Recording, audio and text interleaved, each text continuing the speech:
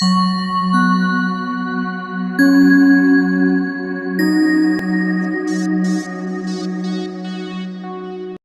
Everyone, मैं हूं शबनम और आपका मेरे चैनल ज़क ज़ायका में इस्तकबाल है।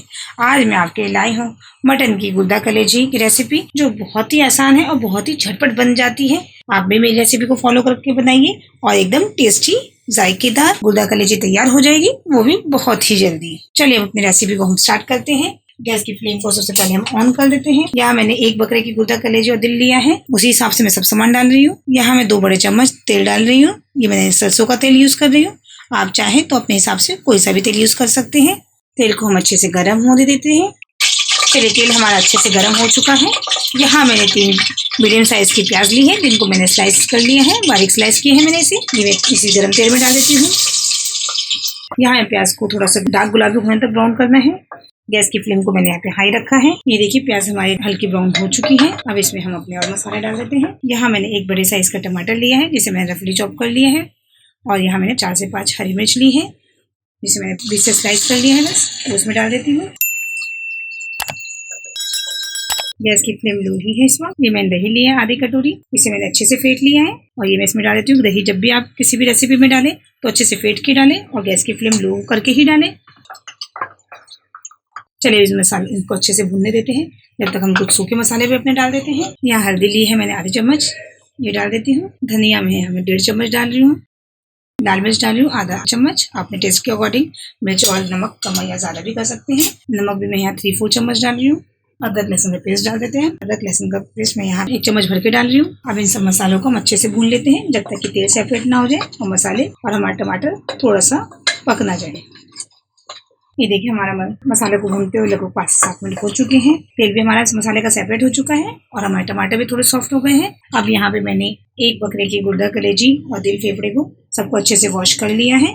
कई बार क्या प्रॉब्लम होती है लोगों की कि इसमें से स्मेल आती है, तो आप सिरके के पानी में थोड़ी देर रहने दीजिएगा, तो जो स्मेल जो आती है खत्म हो जाती है इसकी।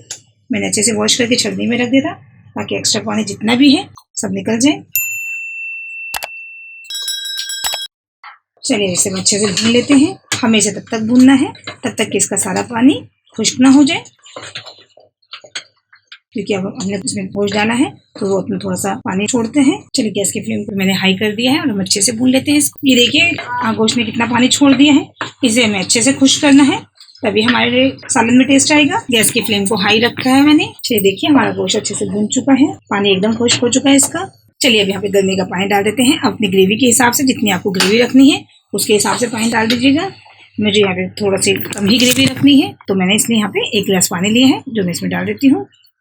इसको अच्छे से मिक्स कर देते हैं। ये बहुत ही सिंपल रेसिपी है, लेकिन खाने में बहुत ही टेस्टी होती है। चलिए अब लिड लगा देते हैं। 1 विसल के बाद गैस की फ्लेम को हम लो करके 15 से 20 मिनट तक पकाएंगे। इतनी देर में हमारी कलेजी बहुत अच्छे से बन जाती है।